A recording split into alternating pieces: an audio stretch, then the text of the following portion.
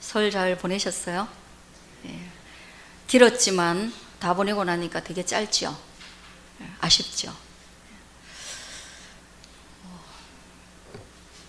사사기를 시작하기 전에 좀 굵직굵직한 우리 교회의 성도들이 조금 더 그 대중적으로 이미 많이 알고 있는 성경에 대한 그런 거의 상식 수준에 대한 말씀을 좀 나누고, 그리고 사사기를 들어갈까 그렇게 생각을 합니다. 그 가운데 오늘은 마태복음 4장의 말씀인데, 오늘 우리가 읽은 것처럼 예수님께서 시험을 받으시는 그런 부분이에요. 예수님의 생애는 사생애와 공생애, 이 두 가지로 나눌 수가 있습니다. 짧은 생애를 사셨기 때문에 한 30년은 대중에게 드러나지 않고 그냥 평범한 인간으로서의 삶을 사셨다. 그거를 사적 생애라 그래서 사생애라 그래요.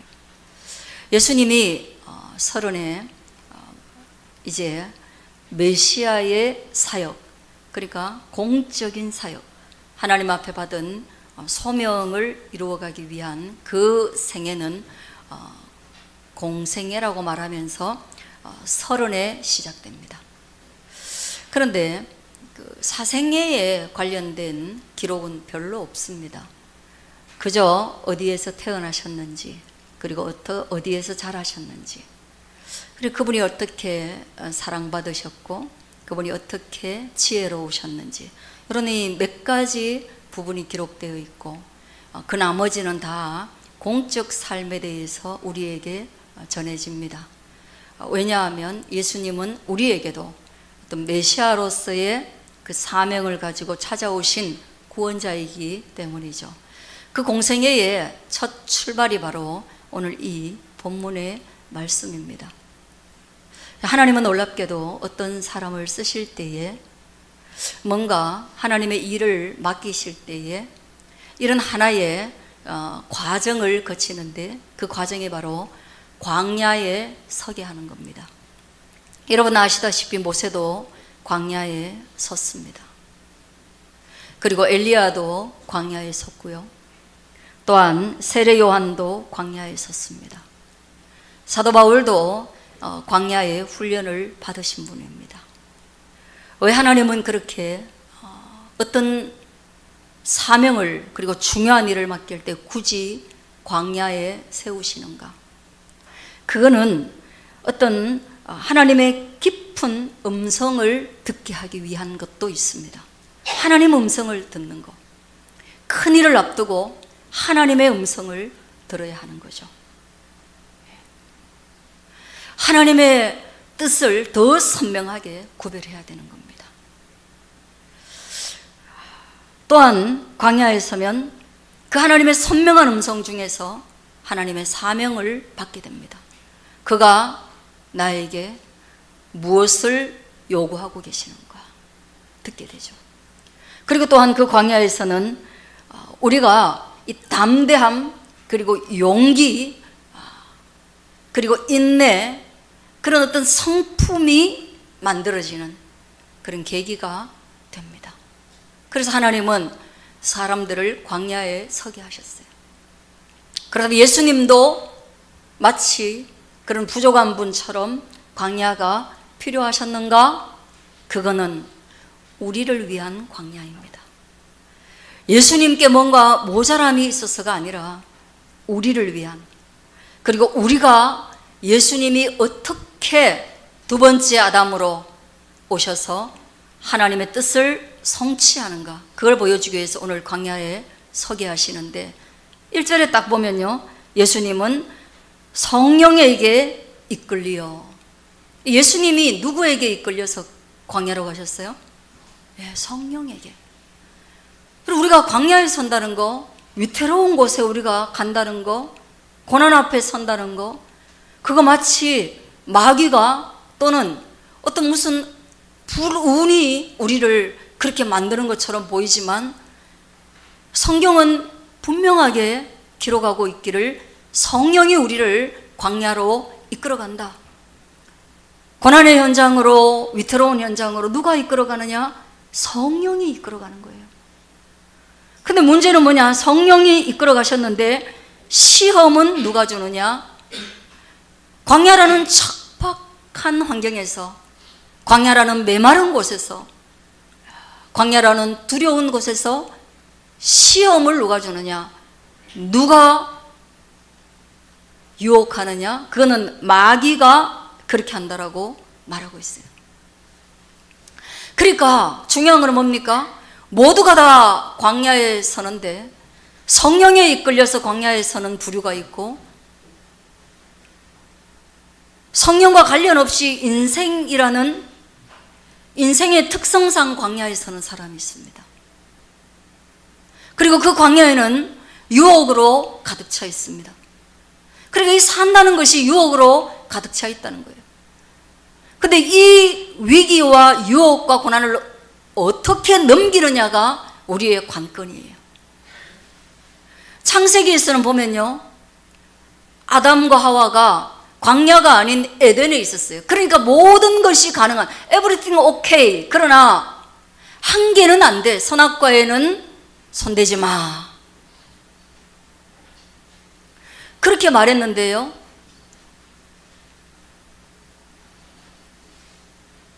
거기에 에덴에도 마귀가 와서 유혹했습니다. 그렇게 좋은 곳에서 마귀가 유혹을 한다니까요. 무엇으로 유혹하느냐? 야, 말씀으로 유혹합니다. 이거 하나님이 먹지 말라고 그랬어? 그러니까 아담과 하와가 먹으면 정령 죽으리라는 하나님의 말씀을 받았는데 뭐라고 말하냐 하면, 이거 먹으면 죽을지 모른다고 했어. 조금 바뀌었죠. 여러분, 한 글자 바뀌었는데 의미론적으로는 거의 다 바뀐 거예요.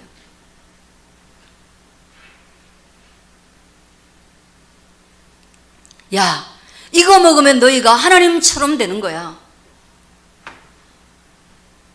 그럼 하나님처럼 된다는 것은 무엇입니까? 한계를 뛰어넘는 말할 수 없는 능력을 갖는다는 것이 하나님처럼 되는 겁니다. 그러니까 아담은 말씀을 기적과 바꾼 거예요. 모든 것을 할 수 있는 기적과 바꿔버린 거예요. 여러분은 말씀이 좋으실까요? 기적이 좋으실까요? 여러분, 하나님의 말씀을 듣기가 즐거우실까요? 아니면 하나님의 기적을 경험하는 것이 좋을까요? 우리는 아마 기적을 선택할 것 같아요. 그래서 우리는 다 아담인 것 같습니다. 근데 오늘 예수님은 두 번째 아담이라 그러는데요, 예수님은 두 번째 아담인데 모든 것이 가능한, 그게 아니라 타락한 이 세상에서는 모든 것이 땀 흘려야만 가능한, 훨씬 더 제한되고 한계에 갇혀있는 인간에게 하나님이 찾아오셨고 그 하나님이 광야에 서게 하신 거예요. 그런데 오늘 보니까 세 개 나오는데요, 한번 보세요. 4절, 예수께서 대답하여 이르시되 기록되었으되, 뭐요? 기록되었다는 것은 성경에 기록되었다는 거예요.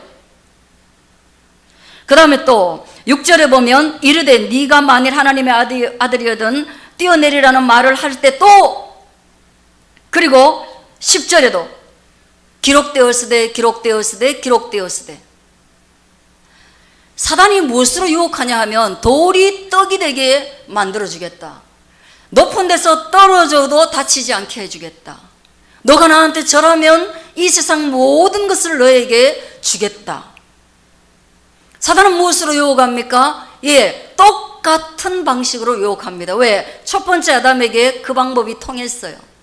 경험상 두 번째 아담도 그 방법으로 유혹할 수 있어요. 어디에서? 광야에서.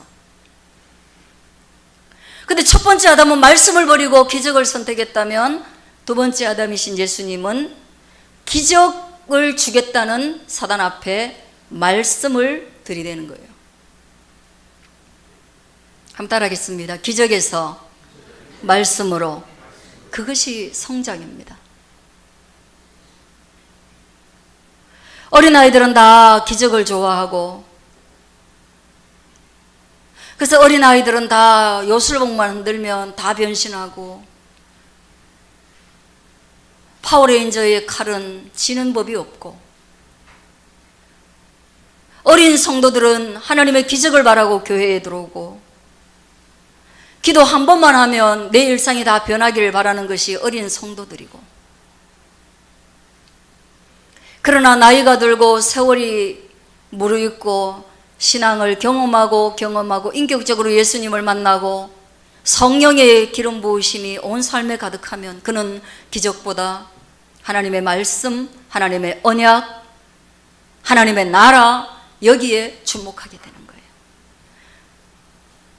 그래서 저는 여러분이 기적에서 말씀으로 나아가는 그 과정을 거치시되, 그 기적에서 말씀으로 나아가는 그 중간의 전환점, 우리가 어디에서 트랜스폼 하느냐, 그는 바로 광야라는 것을 기억할 수 있게 되어지기를 주의 이름으로 축복합니다.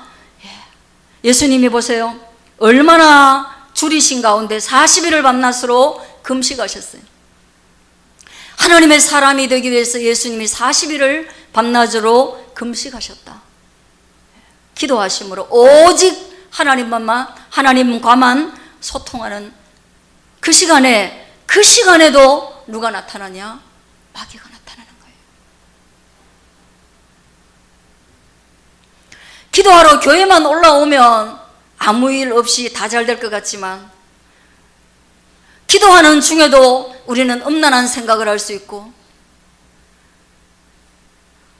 5분 10분 기도하다가도 갑자기 성질이 나가지고 나한테 해를 끼친 사람이 잘 못되기를 바라는 마음이 섬광처럼 머리를 스쳐 지나갈 수 있고, 기도하다가도 갑자기 하나님 경제적으로 어렵습니다, 나를 단련하시나요, 이렇게 기도하다가도 갑자기 로또가 당첨되는 그런 생각이 우리 머리를 스쳐갈 수가 있어요.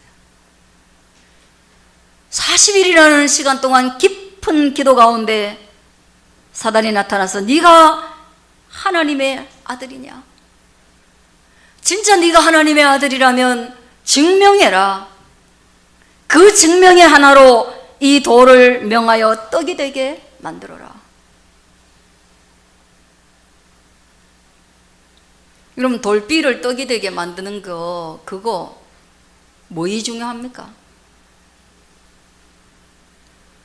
나는 떡이 돌덩어리가 되는 거는 많이 봤어요. 떡 사가지고 덜 먹어가지고 땡 굳어가지고 냉동실에 넣어놨다가 한 2번 먹는 시간을 놓쳐버리면 떡이 돌이 돼요. 그래, 일상이에요. 상식이죠. 근데 돌이 떡이 되는 거는 불가능하죠. 그럴 수 없는 것이 그렇게 되게 하는 그 일에 하나님의 아들을 걸으라는 거예요. 메시아는 적어도 인간에게 경제적 문제를 해결해 주어야만 구원자 아니겠냐, 메시아 아니겠냐. 대통령을 뽑을 때도 우리가 제일 중요하게 보는 게 뭡니까? 그가 우리 먹고 사는 문제를 해결해 줄 수 있는 사람인가, 이거 하나예요. 미국의 대통령이 연임할 가능성, 4년간 대통령을 하고 그 다음에 또 4년간 대통령이 되느냐 안 되느냐, 그거 40% 이상의 사람들이 4년 전에 내가 먹고 사는 게 좀 편했다 그러면 연임하고, 4년 동안 내가 먹고 사는 일이 너무 힘들었다 그러면 대통령이 바뀐다는 거예요. 우리도 똑같아요. 똑같습니다. 근데 우리와 예수님이 다른 것은, 예수님은 기록되었으되 사람이 떡으로만 살 것이 아니요 하나님의 입으로부터 나오는 모든 말씀으로 산다. 언제 우리가 하나님 말씀으로 살았습니까? 여러분, 하나님 말씀으로 사시고 하나님 말씀 듣고 난 뒤에 어느 날 갑자기 내가 부유하며 배부름을 느낀 적이 있으세요? 저는 그런 적이 있어요. 여러분 있으세요? 어느 하나님의 말씀 듣고 나니까 너무 좋은 음식 먹고 좋은 옷 입고 좋은 사람 만난 것보다, 사랑하는 사람과 데이트한 것보다 훨씬 더 기쁨이 밀려올 때가 있나요? 그런 날이 일생에 많으면 많을수록 우리는 하늘의 기쁨을 누리는 겁니다. 그런데 우리는 하나님의 말씀을 팔고 도리떡에 되게 하는 불의한 방법을 통해서라도 먹고 사는 문제에 거짓말을 해서라도 돈을 벌고 싶어하는, 걸리지 않는 사기를 쳐서라도 부유하고 싶은, 그것이 나의 세대만이 아니라 내 자녀의 세대, 내 부모님에게로 어떤 편법적인 방법을 쓰더라도 그렇게 하고 싶은 유혹으로 우리가 가득하다는 거예요. 이 떡의 문제는 돈의 문제입니다. 리처드 기어가 말했습니다. 이 세상은 돈이 움직여간다. 이 세상은 권력이 움직여간다. 이 세상은 성적인 성이 움직여간다.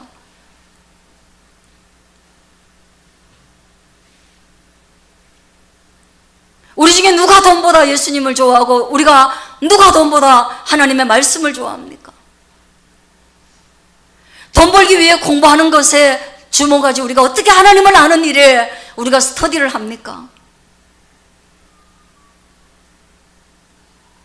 그러나 여러분, 예수 그리스도도 쉬운 방법으로 떡을 얻고자 하지 않았는데 우리가 어떻게 쉬운 방법으로 떡을 만들어낼 수 있습니까? 이 타락한 세대 속에서. 그리고 떡을 만들어내고 또 만들어낸들, 수 없는 돈이 하늘에서 쏟아진다고 한들 우리가 그것으로 만족할 수 있는 인간인가? 그것으로 기뻐할 수 있는 인간인가? 그렇지 않다는 거예요. 끝내는 인간에게 진짜 기쁨과 배부름을 주는 것은 하나님의 말씀, 어디에서 나오는? 하나님의 입에서 나오는 기록되어져 있는 하나님의 말씀으로 말미암아 우리가 참 배부를 수 있는 그런 존재로 만들어졌다라는 것을 저와 여러분이 기억할 수 있게 되기를 주의 이름으로 축원드립니다. 지금은 우리가 너무 떡이 없어서 그런지도 몰라요. 그런 하늘에서 만나가 내리고 하늘에서 메추라기가 내리는 그때에도 이스라엘 백성들이 만족하지 못했다는 것을 아셔야 돼요.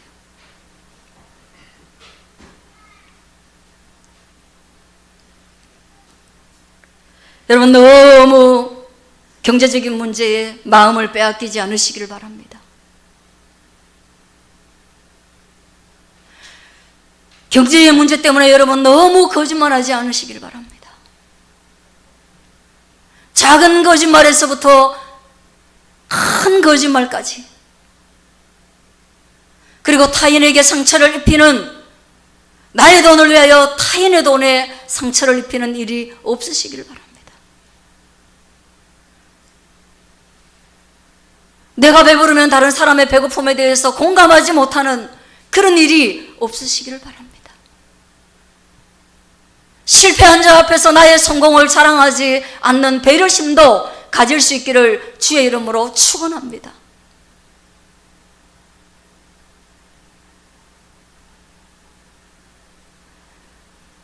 그래서 그리스도인으로서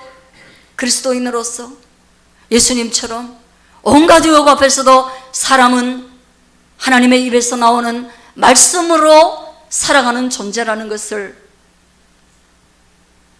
펼칠 수 있는 저와 여러분 되기를 축복하는 겁니다. 두 번째 시험은 무엇일까요? 마귀가 예수를 거룩한 성으로 데려다가 성전 꼭대기에 세웠다 그랬어요. 뛰내리라. 성전 꼭대기에서 왜 뛰어내려야 되는지 모르겠어요. 그러면 하나님이 너를 탁 받아가지고 발이 돌에 부딪히지 않도록 만들어줄 거야. 하나님의 아들, 하나님의 자녀면 그 어떤 위험한 상황 속에서도 그런 일, 다치거나 상하는 일이 없다? 아닙니다. 하나님에 대한 오해입니다. 물 위를 걸어도 물에 빠지지 않으면 얼마나 좋을까요? 모든 사람이 IMF에 고통을 당하는데 우리는 IMF가 싹싹 비켜가면 얼마나 좋을까요? 우박이 떨어지는데 내 농장에는 우박이 하나도 없고 비가 떨어지면 얼마나 좋을까요? 비행기가 추락하는데도 불구하고 나는, 우리 가족은 살아남으면 얼마나 좋을까요? 그런가요? 하나님은 그렇게 하시는 분인가? 예, 그런 기적을 하나님께서 구약 성경에서부터 신약 성경에 이르기까지 베푸셨습니다. 그러나 그것은 목적이 있고, 그것은 하나님의 말씀으로 사람을 이끌어가기 위해서 그런 것이지, 하나님을 시험하고 하나님에 대한 깊은 오해로 인해서 그렇게 한 건 아니라는 거예요. 주님은 또 반박하십니다. 주 너희 하나님을 시험하지 말아라. 예, 그건 겨우 하나님을 시험하는 것밖에 안 되는 거예요. 진짜 우리가 그런 위기 속에 있을 때 살아남을 수 있겠지만, 너가 하나님이 너를 죽이는지 살리는지 시험하는, 테스트하는, 거기에서 하나님이 시험받을 존재가 아니다. 하나님과 내가 관계 맺을 존재이지, 하나님을 시험해서 하나님이 나에게 이렇게 해주나 보자 저렇게 해주나 보자, 그런 존재가 아니라는 거예요.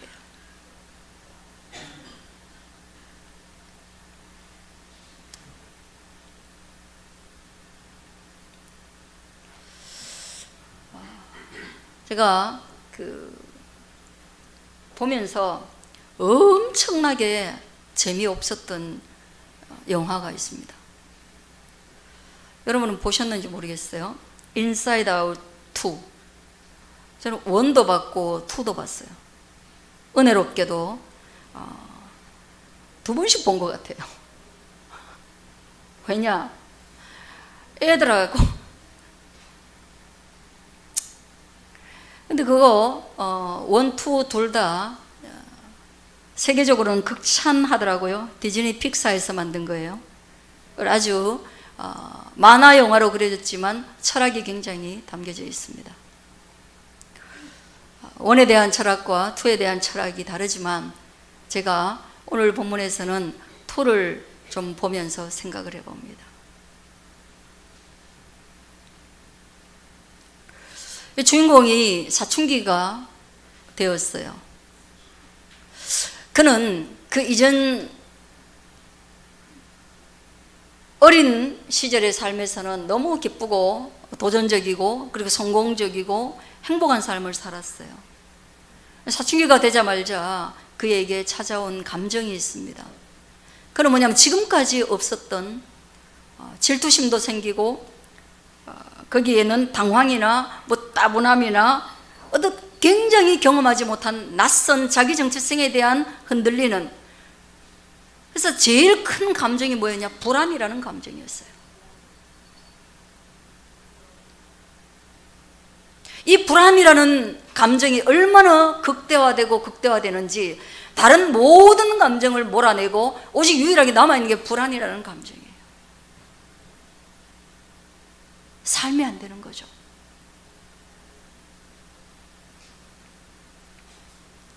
여러분 어떠세요? 코로나 이후에 세계를 지배하는 감정이 바로 불안입니다. 마치 사춘기 아이처럼 불안한 것밖에 없습니다. 뭘 해도 불안합니다. 그래서 안전을 확보하고자 이 주인공처럼, 라일리라는 이 주인공처럼 굉장히 저항적이고 반항적이고 분노하고 다투는, 경쟁하는 그런 시대를 우리가 살아갑니다. 그래서 불안이라는 감정 자체를 없애려고 하는 노력을 합니다. 근데 마지막에 이 인사이드 아웃 2가 말해주는 거는 한 인간의 성장과 한 인간의 모든 밸런스에서 불안이라는 감정이 얼마나 유익하게 작동하고 있는가. 인간에게서 불안이라는 것이 사라지고 나면 인간이 어떻게 되는가.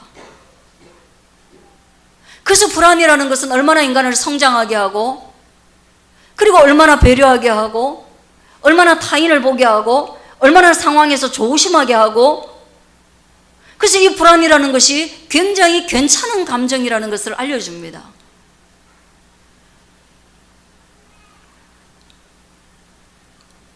광야가 마찬가지예요. 시험이 마찬가지예요. 유혹이 마찬가지예요.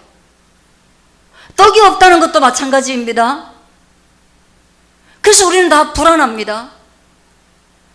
높은 곳에 서서 위태롭게 살아가는 인생 자체에서 뛰어내리면 죽을 것 같은 그런 상황을 맞이할 때 우리는 얼마나 불안이라는 감정을 몰아내고 싶어하고, 불안하지 않으면 숙면을 취할 수 있을 것 같고, 불안하지만 않다면 자녀도 그냥 잔소리 안 하고 키워낼 수 있을 것 같고, 불안하지만 않다면 너무 지나치게 절약하지 않아도 될 것 같고, 내가 불안하지만 않다면 가난한 이웃을 도울 수도 있을 것 같고, 그런 마음이 너무 강하잖아요. 불안만 없다면, 광야만 없다면, 위기만 없다면, 고난만 없다면. 그런데 아니란 말이에요. 그거 없이 어떻게 인간이 성장할 수 있고 성숙할 수 있습니까? 광야 없이 어떻게 목마름을 알 수 있고, 광야 없이 어떻게 하늘을 볼 수 있고, 길이 없는 곳에서 선자만이 길을 찾아가고 길을 낼 수가 있고, 뜨거운 태양을 맞아보지 않은 사람이 어떻게 타인의 손을 잡아줄 수 있습니까? 위험을 감지하지 못하는 인간이 어떻게 조심한 삶을, 경건한 삶을 살아갈 수 있습니까? 없단 얘기예요. 마지막, 그래서 예수님께서는 마지막에 지극히 높은 산으로 가서 천하만국과 그 영광을 보여주며 나한테 절하면 이 모든 걸 너한테 줄게. 그렇게 말하는 마귀에게 예수님은 기록되었으되 또다시 말씀으로 갑니다. 또다시 말씀으로 갑니다. 주 너희 하나님께 경배하고 다만 그를 섬기라 하였다. 하나님께만 절하라고 하였다. 그 모든 것과 하나님을 맞바꿀 수 없다. 온 천하와 하나님을 맞바꿀 수 없다. 온 세계와 하나님을 맞바꿀 수는 없다.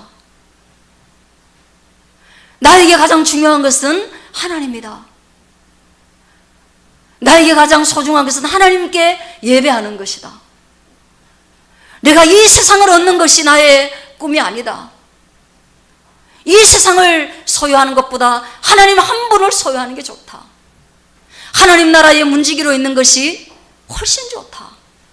하나님 나라에서 작은 자로 쓰임받는 것이 세상 나라에서 큰 자로 쓰임받는 것보다 좋다. 그게 기록된 말씀이라는 거예요. 그렇게 예수님께서는 두 번째 아담이 되셔서 그 마귀의 유혹을 이기시고 메시아의 사역을 출발하셨고, 그 광야에서 출발하신 메시아의 삶이야말로 십자가를 이길 수 있는 기초 체력이 되게 하셨다. 그래서 겟세마네에서 고통스러울 때, 십자가에서 피 흘리고 통증을 느끼실 때에도 여전히 이 광야에서 시련을 이기신 예수님은 십자가의 고통도 이기시고 하나님의 꿈, 하나님의 비전인 구원을 이루어내실 수 있었다. 이 말을 하는 겁니다. 우리 모두는 각양각색의 광야 위에 서 있습니다. 여러분은 어떤 말씀으로, 어떤 기록된 말씀으로 무기를 삼아야 할지, 하루하루 매일 순간 하나님의 말씀에 노출되셔서 기록된 하나님의 말씀을 무기 삼을 수 있기를 주의 이름으로 축원합니다. 기도하겠습니다.